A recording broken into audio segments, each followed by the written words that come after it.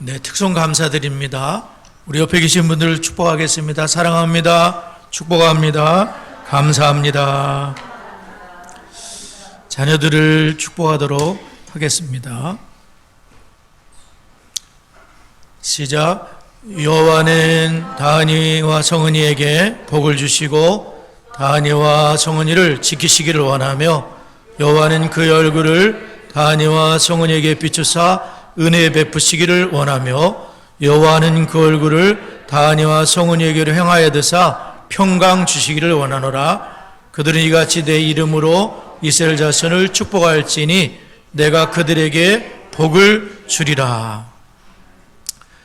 우리가 4주에 걸쳐서 마태복음을 통해서 예수님이 참 하나님이며 참 사람이신 사실, 특별히 예수님이 우리의 구원자 되심을 배우고 있는데, 예수님이 세례를 받으시는 세례를 받으실 때에 예수님이야말로 하나님의 사랑하는 아들이요 기뻐하는 자며 그의 말을 들으라, 이런 말씀을 하셨고요.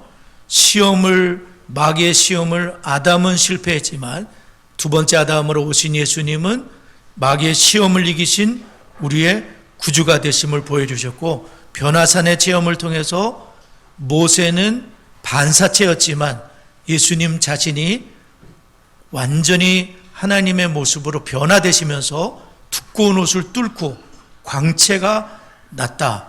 모세와 엘리야가 나타나서 예수님의 별세를 의논하셨는데, 이 별세는 엑소더스 출애굽이라는 제2의 출애굽을 가능케 하시는 분이 바로 예수 그리스도이시다.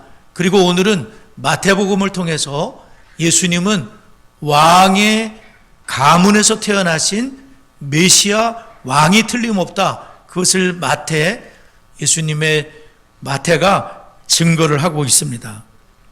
오늘 저희들은 성탄을 하루 앞두고 예수님에 대해서 함께 배우도록 하겠습니다. 첫 번째, 예수님의 탄생은 왕족의 가계 요건을 충족시킨 분이라는 거예요. 예수님은 왕의 가문에서 태어나셨다는 겁니다. 16절과 17절을 한번 읽어보도록 하겠습니다. 우리 자기 성경을 보겠어요. 자, 읽습니다. 시작.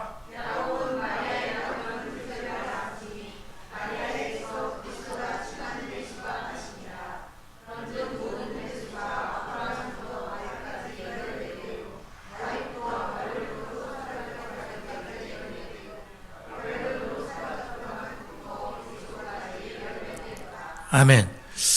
우리가 족보 이렇게 하면은 우리나라도 족보를 중요하게 여기나요? 근데 그 이스라엘 나라 같은 경우는 이 족보가 상당히 대단히 중요합니다. 족보에 따라서, 가문에 따라서 땅을 분배하기도 하고, 그 가문이 상당히 중요하기 때문에, 그리고 이 구약과 신약의 사이에 중간기 400년의 기간이 있는데, 그 구약과 신약을 잘 연결하는 복음은 마태복음인 거예요. 마태복음은 구약이 성취되었다고 이 이루려 하심이라를 한 14번 정도 기록을 하고 있고, 구약을 많이 인용을 하고 있는데, 사실 제일 먼저 쓰여진 복음은 마가복음입니다.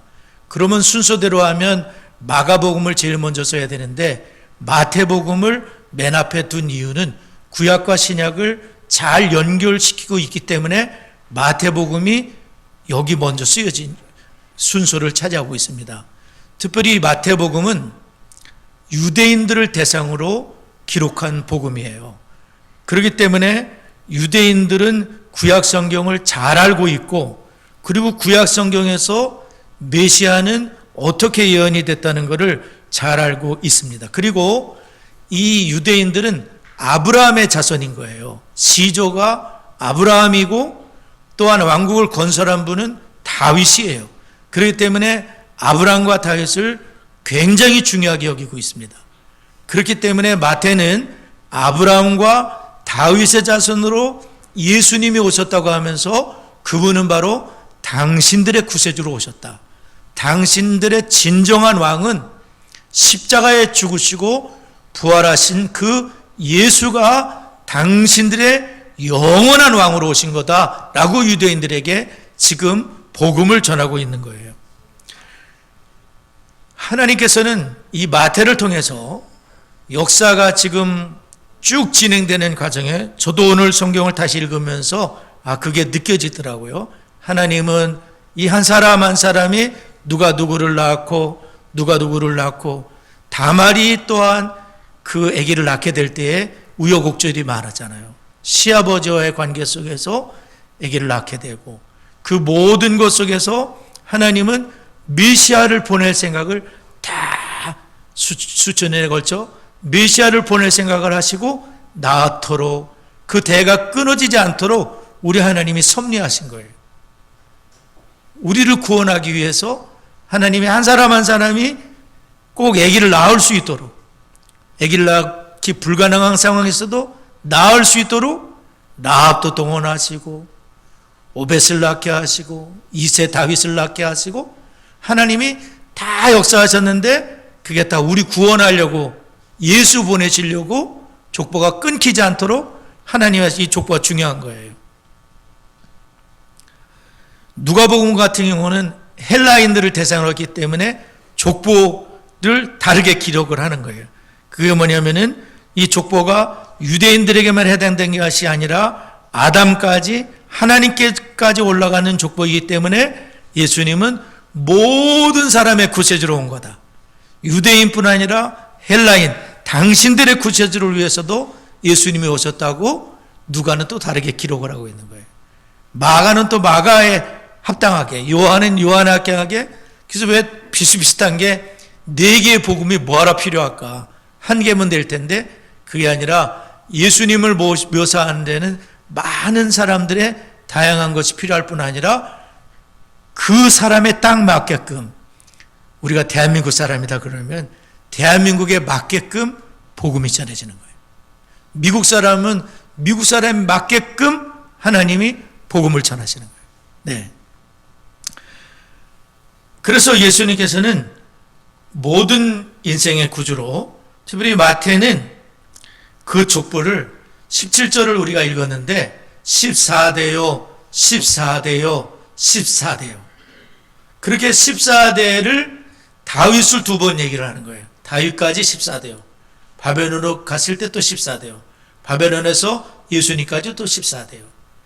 이분이 몇 명의 이름을 생략을 했거든요. 족보에 다 기록한 게 아니에요. 일부러 14이라는 숫자를 바쳤어요. 왜 그랬을까요? 다윗의 이름의 숫자가 14인 거예요. 그러니까 지금 저자는 다윗 왕에게 연결을 하는 거예요. 세 번에 걸쳐서 14, 14, 14. 다윗과 예수님이 이렇게 찰떡같이 연결되어 있다. 그 말은 뭐냐면은 다윗 가문의 왕의 가문에 태어나신 왕이시다는 거예요. 예수님은 아브라함의 후손으로 태어났을 뿐 아니라 다윗의 후손으로 태어나셨고, 다윗의 이름값이 몇이라고요? 14.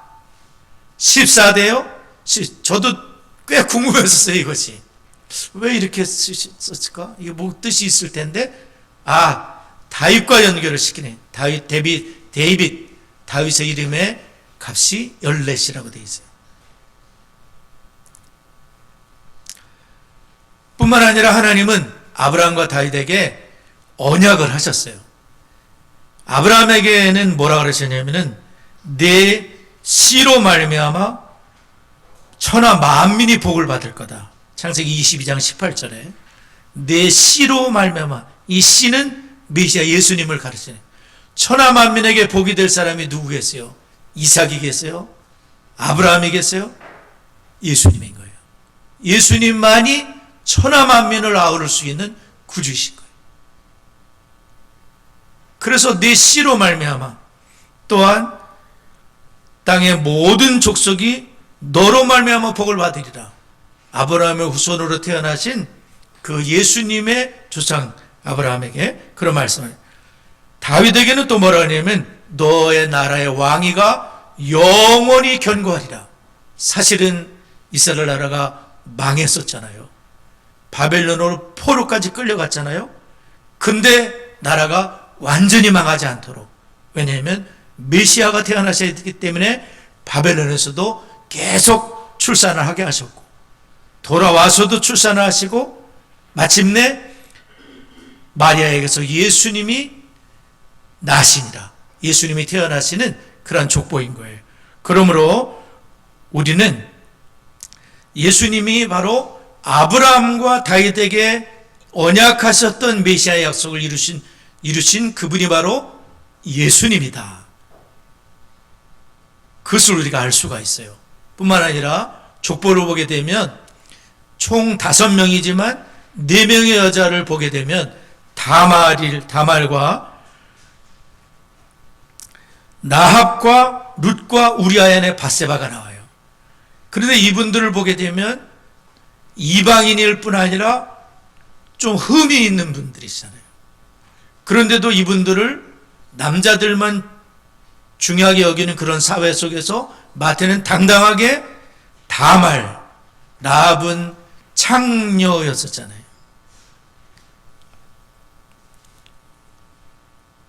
그리고 룻과 우리아의 아내 불륜을 통해서 솔로몬을 낳게 됐던 그 우리아의 아내를 이렇게 다 기록을 하고 있어요. 이것이 뭘 말해주냐면 예수님은 멀쩡한 가문에서 태어나신 분이 아니에요. 깨끗하고 의롭고 그런 가문이 아니라 죄로 어떻게 보면 얼룩져 있고 시아버지와 어떤 관계 속에서 아기를 낳게 된 다말. 이 족보에 들 수 없을 것 같은 여인들을 다 족보 속에 넣어놨어요. 왜냐하면 예수님은 죄인의 구주로 오셨기 때문에 그래요. 깨끗한 분들의 구주로만 오신 게 아니라 우리가 즉 부족하고 실수하고 허물이 많은 우리들의 구주로 오신 분이 예수님인 줄 믿습니다. 다 포함시키는 거예요. 마태는 어때요? 마태는 세금 걷는 사람이었잖아요. 매국노 같은 사람이에요. 근데 이 마태가 이름이 원래는 레위였었어요. 근데 마태의 뜻은 하나님의 선물이라는 거예요. 이분이 하나님의 선물로 오신 예수님을 만났어요. 그리고 예수님의 부름을 받게 되어 마음의 문을 열고 예수님을 믿게 돼요.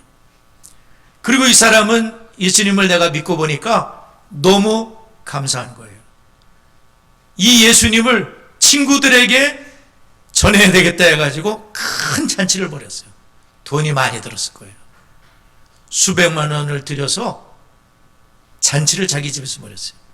그리고 죄인 친구들 다 자기가 비슷한 사람 다 불러 모았어요. 당신들도 예수님 좀 만나봐라고. 마태를 통해서 많은 친구들이 예수를 믿게 됐을 거예요. 그리고 마태는 거기서 끝나지 않았어요. 어떻게 예수님을 위해 더 살 수 있을까? 라고 생각하다가 마태복음을 기록하기로 생각했어요. 그냥 딱 앉아서 기록하는 게 아니에요. 많은 조사가 필요해요. 많이 연구가 필요해요. 발로 뛰어다녀야 돼요. 나는 주님을 위해서 이 복음을 기록해서 내가 경험한 이 예수 그리스도를 다른 많은 분들이 믿을 수 있도록 하겠다 하면서 마태가 특별히 유대인들에게 복음을 전한 줄을 믿습니다. 남의 돈을 갈취하던 그 욕심쟁이가 예수를 만나 변화되고 마음을 열게 되고 주머니를 열게 되고 인생을 열게 되고 복음을 위해 예수를 위해 사는 복 있는 인생이 되세요. 예수를 믿는다는 건 바뀌는 거예요. 예수를 믿는다는 건 마음을 여시는 거예요. 예수를 믿는다는 건 가정을 여는 거예요. 돈을 쓰는 거예요. 시간을 드리는 거죠. 그렇게 주님을 위해서 살아가는 마태, 죄인이 의인이 되어버렸어요. 행실이 의인이라기보다는 예수 그분의 의가 이 마태를 하얗게 덮으셔서 깨끗한 천국의 백성으로 삼으셨다는 거예요. 마태는 이 복음을 특별히 아주 찌들어 있는 유대인들에게, 형식에 가득 차 있는 유대인들에게, 구약을 잘 알고 있지만 구약에 예언한 그 주님을 알지 못하는 까막눈들에게 예수의 복음, 예수가 바로 당신들의 구주로 오셨다, 왕의 후손이 이분이시다, 이분을 믿어야 되지 않겠느냐, 복음을 전한 줄을 믿습니다. 하나님은 이렇게 세밀하게 40일의 족보를 말하면서 2000년의 세월이 흐르는 동안 하나님의 아브라함부터 2000년의 세월이 흘렀을 때에 비로소 이 약속이 성취되도록 하나님이 약속을 하신 거예요. 예수님은 이런 분이시다. 두 번째, 예수님의 탄생은 기적으로 탄생하신 것이다. 우리 18절 다 같이 한번 읽어보겠습니다. 18절 시작.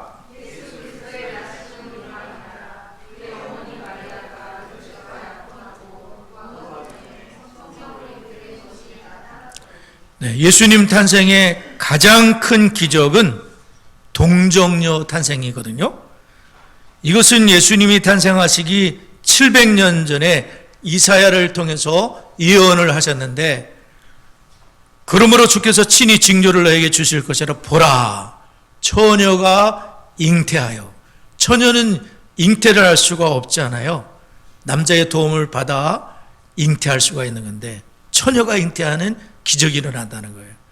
아들을 낳을 것이요 그의 이름을 임마누엘이라 하리라. 요셉은 마리아라는 그 처녀와 이제 약혼을 하고 정혼까지 한 상태예요. 이 정혼을 한 거는 결혼과 마찬가지이기 때문에 이제 결혼하기까지 동침을 할 수가 없어요. 결혼하기까지 결혼과 마찬가지지만 일단은 정혼이 된 상태이기 때문에 남편과 아내로 불릴 수 있고, 만약에 헤어지게 되면 이혼이 되는 거예요. 그냥 약혼 상태, 정혼 상태에 헤어지는 게 아니라 이혼한 사람이 되는 거예요. 그 정도로 이 정혼은 중요한 거죠. 그런데 이 정혼되기 전에 요셉과 잠자리를 함께 하지 않았는데 마리아가 임신을 하게 되는 큰일이 벌어지게 되죠. 그것이 어떻게 되냐면, 지극히 크신 이의 능력이 너를 덮으리니 예수님이 그렇게 태어나실 거다. 그런데 예수님은 성령으로 잉태하사, 그러니까 사람의 어떤 그 생명을 생산하는 그런 도움이 전혀 없이, 그것과는 전혀 무관하게 하나님의 기적으로 요셉의 도움이 없이 마리아의 몸을 빌려서 주님께서 성령으로 잉태되셨다는, 이것은 굉장히 중요한 교리이기 때문에 사도신경에서 성령으로 잉태하사 동정녀 마리아에게 낳으시고, 굉장히 중요한 교리예요. 만약에 예수님이 요셉의 도움이나 혹은 마리아의 도움을 통해서 태어났다면 예수님도 죄인인 거예요. 아담의 모든 후손은 전부 죄인이에요. 유명한 석가모니, 무슨 공자 뭐 할 것 없이 전부 다 죄인으로 태어나는 거예요. 근데 예수 그리스도만이 성령의 기적으로 죄가 없으신 분이기 때문에 우리를 구원하실 수 있는 것이죠. 그러므로 하나님의 기적 우리가 설명할 수 없지만 성령으로 잉태하신 그 사실이 기적이다. 무디가 그런 말을 했다 그래요. 창세기 1장 1절이 뭐죠? 시작. 창세기 1장 1절을 믿는 사람이라면 못 믿을 기적은 없다. 무리를 거르셨다니, 물로 포도주를 만드셨다든지, 죽은 자를 살렸다든지, 병자를 치료했다든지, 마귀를 물리셨다든지, 못 믿을 기적은 없다. 창세기 1장 1절만 믿는다면 그분은 모든 기적을 믿을 수 있다. 저도 그렇게 생각합니다. 하나님은 기적의 하나님이세요. 특별히 이 하나님의 기적의 사역에 순종한 주님의 종들이 나오죠. 마리아와 요셉인데, 마리아와 요셉, 마리아도 굉장히 큰 짐을 했을 거예요. 그 주님의 그 십자가를 받아들이는데 굉장히 고민이 많았을 거예요. 그러나 마리아를 설득하는데 하나님의 천사 가브리엘을 보내고 그 천사가 설득하는데 그렇게 오래 걸리지 않았다는 설교를 했었죠. 요셉도 마찬가지예요. 요셉을 설득하는데 하나님이, 요셉은 굉장히 고민에 빠졌어요. 이것을 조용하게 해결을 해야 되겠다. 마리아에게도 해가 되지 않고 우리 결혼에도 해가 되지 않도록 조용하게 이것을 끊어야 되겠구나. 그런 고민 속에 기도하고 있는데 하나님이 성령의 잉태이고 낳을 분은 구원자이시고 그분을 예수라고 하라고 했을 때 요셉이 그것을 받아들이거든요. 특별히 요셉과 마리아가 이것을 받아들일 수 있었던 것은 천사의 보내심 때문이에요. 이 마리아와 요셉은 그 당시에 천사의 존재를 믿은 사람들이에요. 바리새파 사람들이고 천사의 존재를 믿었기 때문에 천사를 통해 전해주는 그 말씀을 하나님의 말씀으로 들었고 하나님께 순종하기 때문에 이 기적에 순종하고 하나님의 역사를 이루는 그러한 사람이 될 수 있었습니다. 마지막으로 예수님의 탄생은 선지서의 성취라는 거예요. 22절과 23절 다 같이 읽겠습니다. 22절과 23절 시작.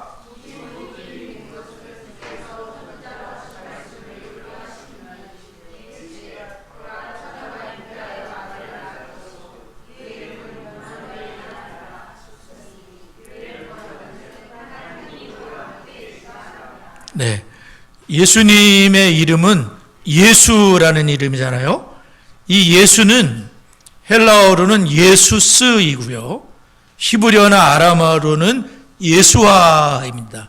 그래서 유대인들은 예수아라고 쓰는 것 같아요. 예수아라고 있습니다. 예수님을 구약과 똑같은 이름이 있는데 예수님은 여호수아와 똑같습니다. 호세아하고도 같아요. 그 뜻은 무엇이냐면 여호와는 구원이시다라는 뜻이고, 그것을 보다 단축한 것이 예수아인데 강조점이 동사 위에 놓여져 있기 때문에 그 의미는 그가 확실히 구원하신다는 뜻이에요. 그러니까 예수아는 확실히 구원하실 수 있는 구세주라는 거예요. 예수님, 예수아는 나를 확실하게 구원하실 수 있는 구주가 되신다는 그런 뜻입니다. 구약에서는 왕과 제사장과 선지자들을 세울 때 기름을 부었어요. 그러면 그리스도는 기름 부은 자인데 왕과 제사장과 선지자를 그 히브리어로 말하면 메시아, 헬라어로 말하면 그리스도가 되는 거예요. 그러니까 예수님은 그리스도라는 건 뭐냐면은 그분이 바로 메시아로 기름 부음 받은 자라는 뜻인 거예요. 그래서 구약은 약속의 책이라면 신약은 무슨 책이겠어요? 성취의 책입니다. fulfillment, fulfilled, 성취된 책이에요. 구약은 promise, 예언을 했어요. 언약을 하셨죠? 그리고 신약은 언약이 성취되는데 예수님 한 사람에게 성취될 비율, 구약의 모든 예언이 예수님께 성취될 비율, 리스토베리아 예수님 역사다라는 책에서 얘기를 했는데 우리 교재에도 나와요. 10의 13승분의 1이 되거든요. 10의 13승분의 1인데 0을 몇 개 붙여야 되냐면 156개를 붙여야 돼요. 1에 0이 156개가 들러붙어 가지고 분의 1의 확률로 예수님께 성취될 수 있는 비율이라는 거예요. 그러니까 예수님만이 구약의 모든 것을 성취하신 구세주가 된다는 거예요. 지금 세상에 예수님, 신인님, 허경영도 있고 뭐 별 인간들이 많더라고요. 다 가짜들이에요. 오직 예수 그리스도, 뭐 신천지 누구죠? 이만희 할 것 없이 다 가짜들이에요. 다 미혹하는 자들이에요. 오직 예수님만이 진정한 왕이시요, 성령으로 잉태되신 분이시요, 10의 153의 1분의 1에 그것을 성취하신 유일한 구세주라는 것을 하나님이 말씀하는 거예요. 얼마나 하나님 우리의 구원을 놀라웠게 계획하시고 그걸 이루시기 위해서 힘을 쓰셨나요?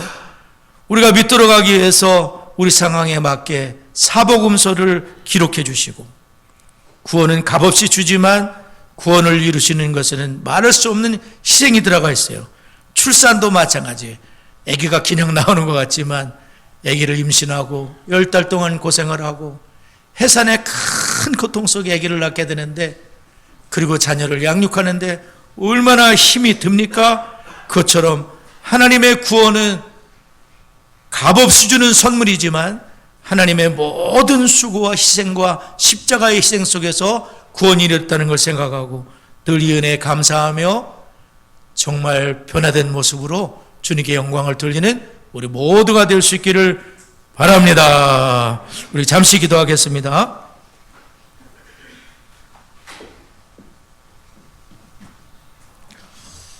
우리 좋으신 하나님 찬송합니다.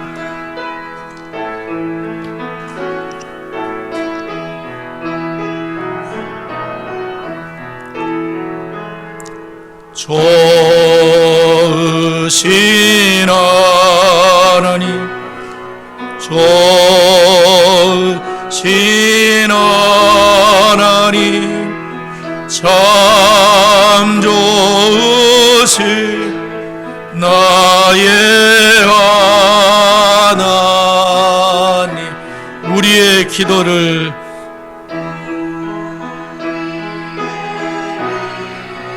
응답해 주시는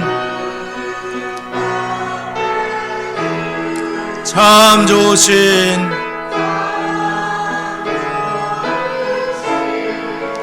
나의 하나님, 한없는 축복을, 한없는 축복을 우리에게 주시는 참 좋으신 나의 하나. 우리 두 가지 먼저 기도할 때 성탄을 하루 앞두고 만왕의 왕으로 신 예수님을 배웠습니다. 그분은 아브라함과 다윗의 자손이요, 구약의 모든 예언을 성취한 분이요, 성령으로 잉태신 나의 구주이십니다.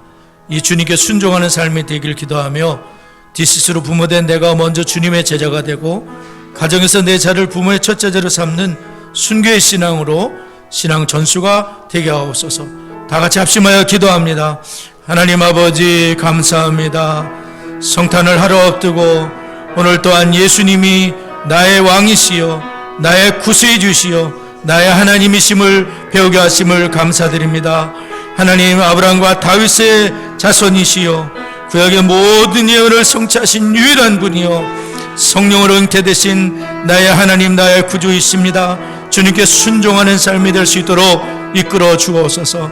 디시스를 통하여 부모된 내가 먼저 주님의 제자가 되고 부모의 사명을 감당하여 가정에서 나의 자녀를 하나님 부모의 첫 제자로 삼게 되면서 신앙의 전수를 하는 순교자로 주 앞에 살아가는 저희가 되도록 하나님 아버지 은혜를 더하여 주옵소서. 세 번째, 네 번째, 디시스 커리큘럼에 모든 성도가 동참하면 좋겠습니다.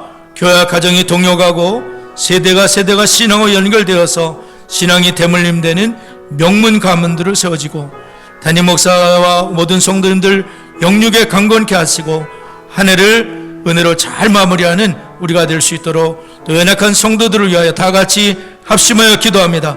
하나님 아버지, 감사합니다. 디시스 커리큘럼을 통하여 하나님 우리 성도님들 모두가 참여할 수 있도록 하나님 은혜를 더하여 주옵소서. 교회와 가정이 동역하게 하시고 세대와 세대가 연결되게 하시고 신앙이 대물림 많은 명문 가문들로 세워지게 해 주옵소서. 담임 목사와 우리 성도님들 영육간에 강건케 하여 주시고 한 해를 은혜로 마무리하게 하시고 연약한 성도님들을 치료하셔서 회복되게 하여 주옵소서. 예수님의 이름으로 기도드리옵나이다. 아멘.